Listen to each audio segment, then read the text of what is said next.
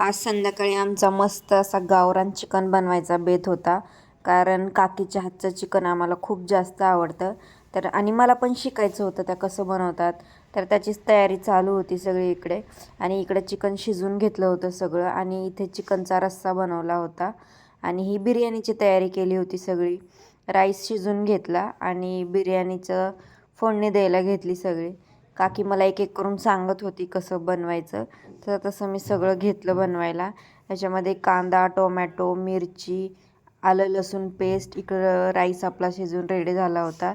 हे सगळं मी मिक्स केलं आणि इकडे आपली बिर्याणीवर थोडासा कलर टाकला आणि लिंबू पिळून घेतलं वरून. तर इकडे बिर्याणी मस्त रेडी झाली होती आपली. त्यानंतर मी थोडंसं चिकन ठेवलं होतं. मला चिकन फ्राय बनवायचं होतं.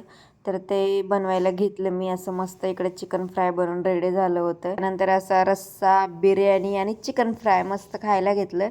तर कसा वाटला तुम्हाला आजचा माझा ब्लॉग? मी इकडे साफसफाई करून घेते. भेटूया नेक्स्ट ब्लॉगमध्ये. तोपर्यंत बाय बाय.